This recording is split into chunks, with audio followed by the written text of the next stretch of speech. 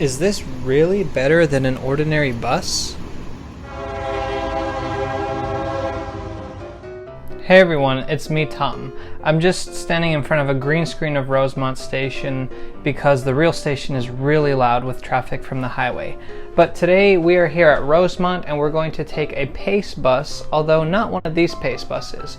We're going to take Pulse, which is Pace's bus rapid transit line. Now, what is bus rapid transit? Depends on who you ask. Bus rapid transit is amazing. It's like building a new train line, but you use buses. So much cheaper and definitely the same level of service. That's a total scam. It's when you want a train, but they give you a bus instead. A bus that just looks a little bit nicer than their other buses. Of course, the truth is somewhere in the middle. BRT is often used as an alternative to constructing a new rail line. However, BRT service usually includes a number of improvements compared to regular bus service, such as level boarding and higher frequencies.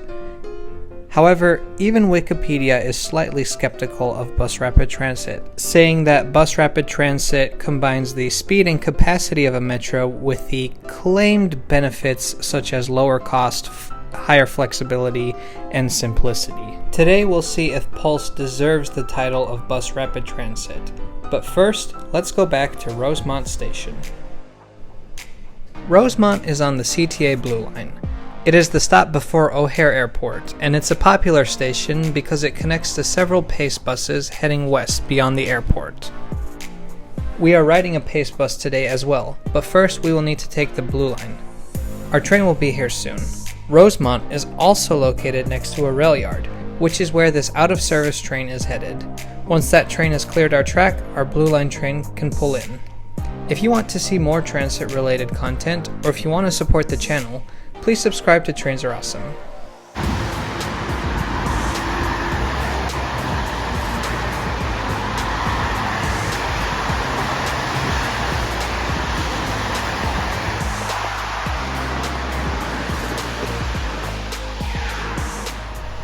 Today we are headed to Jefferson Park Station.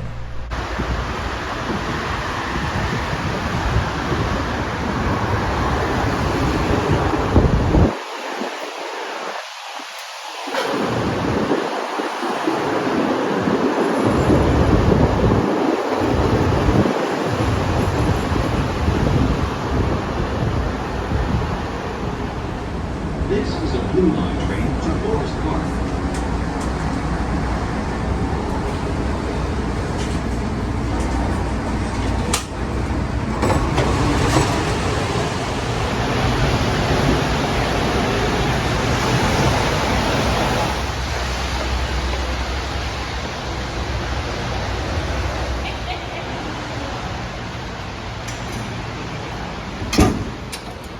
Made it to Jefferson Park Station. This is a large interchange with Metra as well as several bus routes, including the Pulse.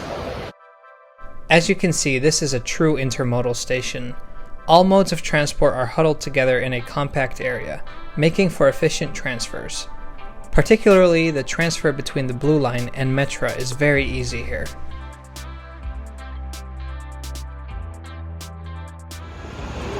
Alright, so as you can see, there's a very large two-sided bus station here. Hi, Pigeon. Let's go find out where Pulse stops. Both CTA and Pace buses stop here. So what is Pace? Pace is the suburban bus network around Chicago.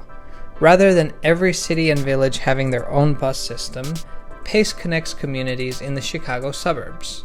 Pace buses have a distinctive dark blue livery. However, today we are here to ride Pulse, Pace's BRT. Pulse is shown on the Chicago Transit map as a medium-thick purple line, and the buses themselves are purple as well. Now, let's take the pulse of Pulse. How often do these buses run? A bus runs about every 15 minutes. Unfortunately, here at Jefferson Park, there's nothing telling me exactly when the next bus will get here. As soon as I said that, a bus came around the corner and into the station.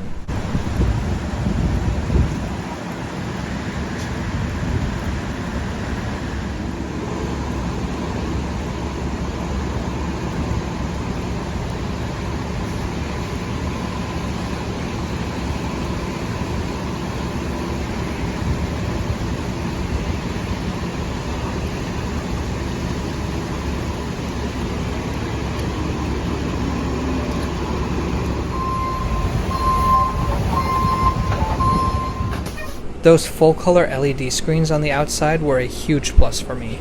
Once inside, we noticed that the purple theme from the outside is continued here, mostly by a strip of purple lights on one side of the bus. Unfortunately, the cool purple exterior comes at the cost of visibility. I find this kind of wrap so annoying to look out of. So it looks like we'll be focusing on the interior of the bus today. The seats felt a little bit more comfortable than regular seats on PACE or CTA buses. Time to go. Allow seniors and people with disabilities to get on and off the bus first. Thank you for your cooperation. We are now departing Jefferson Park Station. The Pulse Milwaukee Line runs northwest on Milwaukee Avenue, with Golf Mill as its final destination. Route information is shown on these screens here, and I think this is a really nice addition that all buses and trains should adopt. Pulse started operating in 2019. It runs from Jefferson Park to Golf Mill at a frequency of about every 15 minutes. It shares its route with the southern part of PACE Route 270, which saw a reduction in frequency following the opening of Pulse.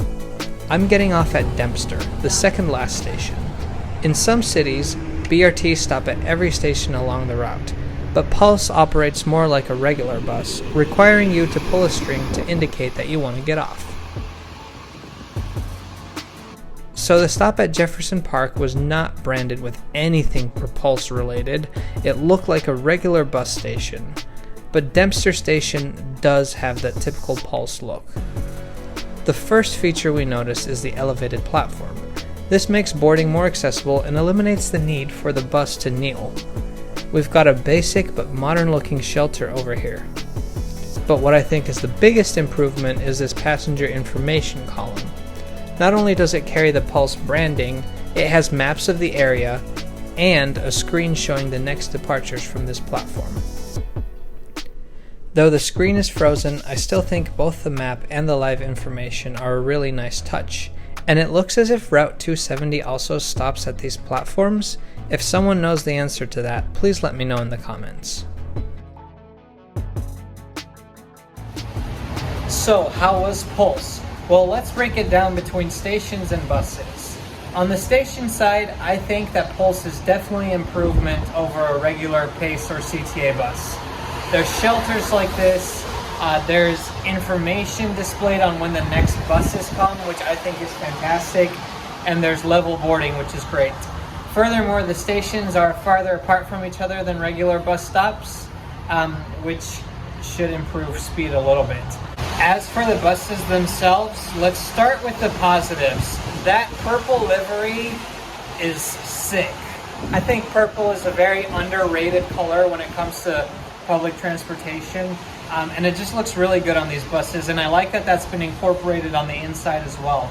I also really liked, once again, the information display is definitely an improvement. But other than that, if we're realistic, this is just another bus line. The seats were the same, the visibility was severely impaired by the wrap, and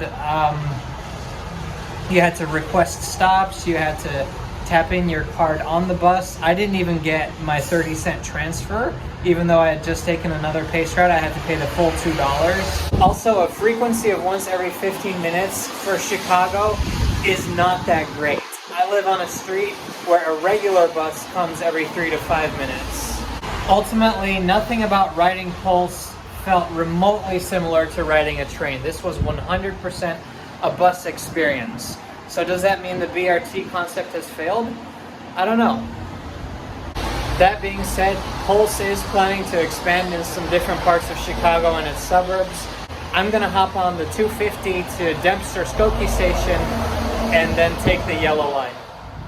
So a fun fact about me, I like to take a different way back whenever possible. Route 250 is a regular PACE bus route and brings us to Skokie. That's pretty cool that the bus announces it as Skokie Swift CTA. We're at Dempster Skokie Station on the yellow line. You can see the remnants of overhead electrification. I've done a video about this really weird CTA line before last year, so make sure to check out that video.